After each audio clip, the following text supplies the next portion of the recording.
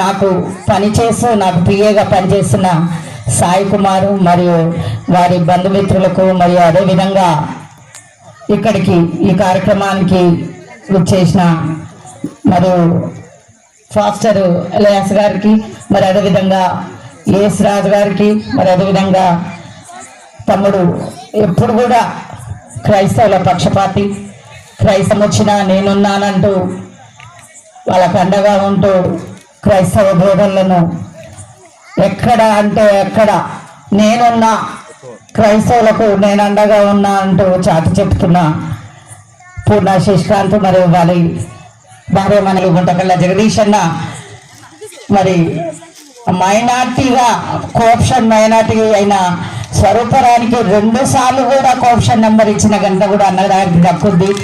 అందుకే వారందరికీ మరియు వేదిక మీద ఉన్న సిస్టర్ విజయ గారికి మరియు ఇతర ఫాస్టర్లందరికీ ఈ కార్యం చేసుకుంటున్నాను.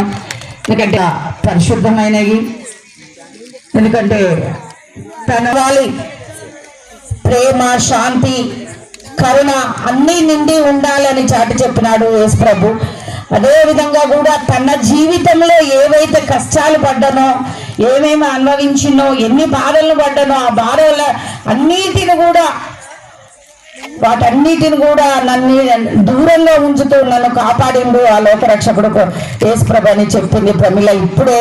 ఎందుకంటే నేను చనిపోతానేమో కొట్టింది, ఈ విధంగా క్యాన్సర్ అని చెప్పారు, మరియు కిడ్నీ కూడా ఇన్ఫెక్షన్ వచ్చి చాలా బాధలు పడ్డా. నాకాడ డబ్బు లేదు నేను వైద్యం చేయించుకోవడానికి, కానీ నాకు డబ్బు లేకుండా నా ప్రభు నాకు జీవితాన్ని ఇచ్చిందని నమ్మిన ప్రమిళ గారి వాక్యాలు వింటుంటే నాకు అనిపించింది, లోకరక్షకుడు ఎక్కడున్నా కూడా సమస్త మానవాళ్ళని కాపాడుతాడు అని.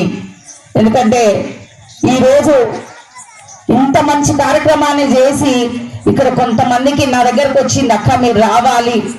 తను ఎంత బాధతో అంటే నా దగ్గర డబ్బులు లేకున్నా నేను వేరే వాళ్ళ దగ్గర తీసుకొచ్చుకొని చేస్తున్నా అక్క నేను ఇది. ఎందుకంటే నన్ను కాపాడిండు ఆ కరుణామయుడు, అందుకే నేను నా కుటుంబాన్ని రక్షిస్తుండు.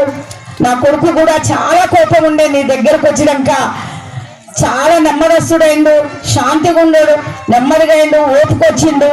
అంటే వీటన్నిటికీ కూడా ఆ లోకరక్షకుడైన కరుణామయుడైన యేసు ప్రభు మా అన్నుండి మమ్మల్ని కాపాడుతుండు, మమ్మల్ని రక్షిస్తుండు. కాబట్టి ఈ బోధనలన్నిటిని కూడా నా వారి మధ్యలో నేను పంచుకోవాలి. నా వారికి కొద్దిగా నేను దూరంగా ఉంటున్నా, హైదరాబాద్ ఉంటున్నా, ఈ ప్రేమ, ఆప్యాయత ఇవన్నీ కూడా నాకు దూరం అవుతుంది. మళ్ళీ నేను వాళ్ళ మధ్యలో పోవాలి, వాళ్ళందరి సమక్షంలో ఈ వేడుకను చేసుకోవాలి అని తను కొంతమందికి బట్టలు మరియు అన్నదానం కూడా, అంటే నేను ఆ ఒక పూట భోజనాన్ని వాళ్ళకి ఏర్పాటు చేస్తాను కానీ చెప్పడం ఇప్పుడు నాకు అనిపించింది. అంటే తన దగ్గర డబ్బులు లేకున్నా కూడా నేను ఇతరులకు సాయం చేయాలి అప్పు తెచ్చుకొని అని ఆ మాట అన్నప్పుడు ఆమె మనసు ఎంత మంచి మనసు అనేది నాకు అప్పుడు అర్థమైంది.